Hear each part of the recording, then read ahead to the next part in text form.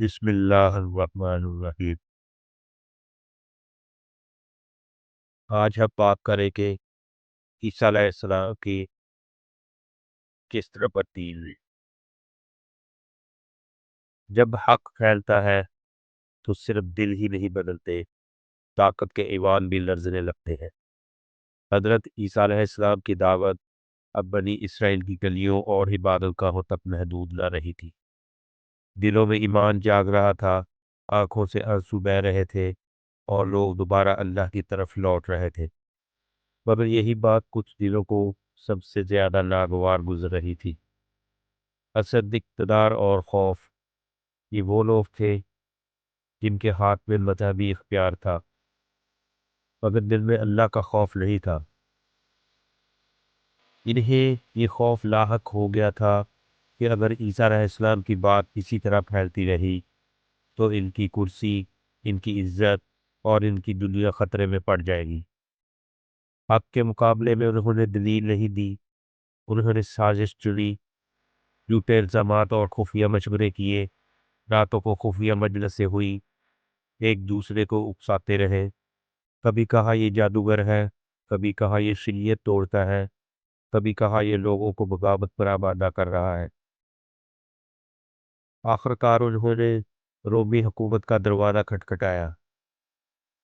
اس وقت وہاں میں رومی حکومت قابض تھی اور کہا اگر آج اسے نہ روکا گیا تو کل یہ پورے ملک میں فتنہ پھیلا دے گا۔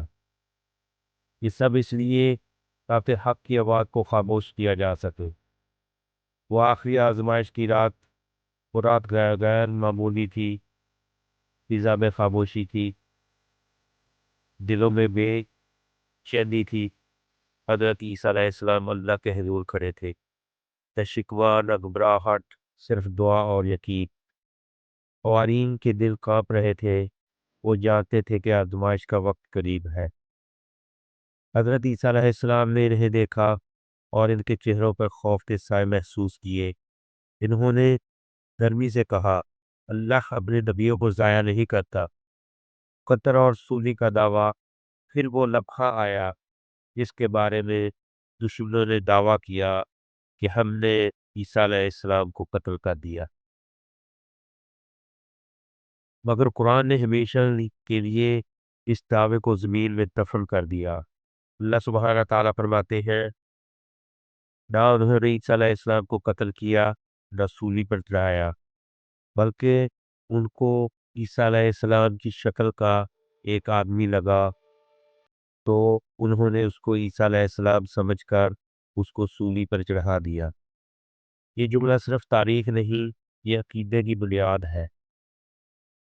بعد میں عیسیٰ علیہ السلام کو اللہ سبحانہ تعالیٰ نے اٹھا لیا آسمانوں کے اوپر۔ اللہ سبحانہ تعالیٰ فرماتے ہیں، اپنے نبی کو ذلت کے انجام سے نہیں گزارا، نہ دشمن غالب آئے نہ حق مغلوب ہوا۔ اللہ سبحانہ تعالیٰ نے حضرت عیسیٰ علیہ السلام کو اپنی طرف زندہ اٹھا لیا۔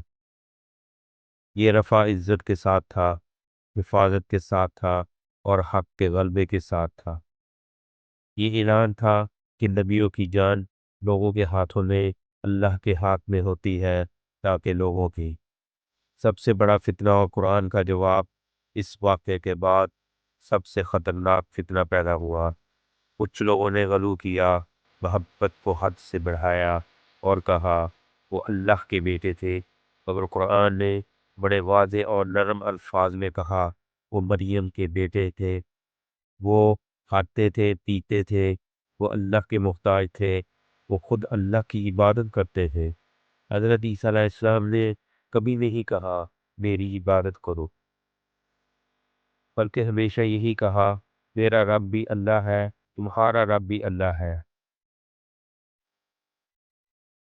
دلوں کو ہلا دینے والا انجام۔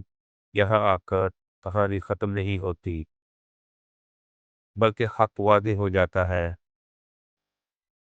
عیسیٰ علیہ السلام نہ شکست کھا گئے، نہ جھوٹ ثابت ہوئے، نہ پھیلائے گئے، نہ بلائے گئے، بلکہ قیامت تک کے لیے اللہ کی نشانی بن گئے۔ قسط کا اختتام یہیں پہ ختم ہوتا ہے۔ یہ قسط یہاں اپنے اختتام کو پہنچتی ہے، جہاں سازش ناکام ہو چکی، اللہ کا نبی محفوظ ہو چکا اور حق ہمیشہ کے لیے روشن ہو چکا۔ حضرت عیسیٰ علیہ السلام اللہ کے بندے اور رسول تھے، بس اس سے زیادہ جو لوگ عیسیٰ علیہ السلام کو نعوذ باللہ اللہ کا بیٹا کہتے ہیں یا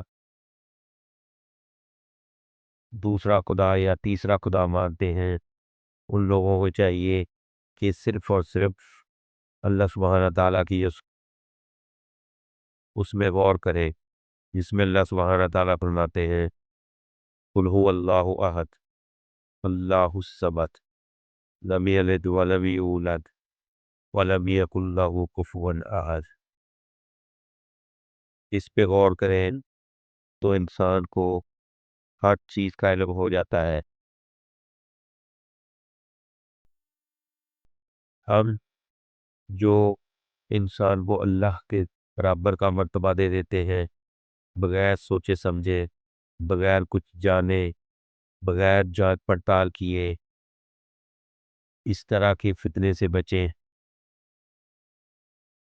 اللہ سبحانہ تعالیٰ نے ہر انسان کو سوچنے کے لیے دماغ دیا، اس دماغ سے کام لیا جائے کہ ایک انسان کیسے اللہ کی طرح ہو سکتا ہے یا کیسے اس کی عبادت کی جا سکتی ہے۔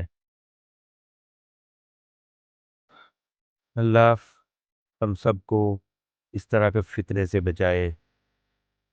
ہم کو چاہیے کہ جتنی بھی باتیں ہیں، جتنے بھی قرآن میں بہت ساری چیزیں ہیں، ان کے بارے میں سوچیں، پڑھیں، دین کے لیے کچھ نہ کچھ بندے کو ہاتھ پاؤں مارنے چاہیے، کچھ نہ کچھ حاصل کرنے کے لیے گھروں میں مت بیٹھے، عالموں کے پاس جائے۔ دنیا اور آخرت دونوں اللہ تعالیٰ ہمارے اچھے بنائے، یہی دعا ہے کہ اللہ تعالیٰ ہم کو صحیح دین پہ چلنے کی توفیق عطا فرمائے۔ جانے انجانے میں جو غلطیاں کوتاہیاں ہو جاتی ہیں، اللہ تعالیٰ اس سے ہمارا مواخذہ نہ کرے۔ اللہ سے ہمیشہ دعا کرنی چاہیے، اللہ سبحانہ تعالیٰ سے مانگنا چاہیے۔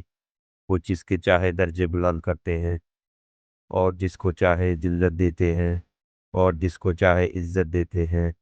یہ اللہ سبحانہ تعالیٰ بغیر کسی کی صلاح یا کسی کا مشورہ لینے کے، اللہ سبحانہ تعالیٰ کے پاس تو صرف ایک ہی الفاظ ہے، کن فیکون۔ وہ اللہ سبحانہ تعالیٰ فرماتے ہیں کہ ہو جا تو وہ ہو جاتا ہے۔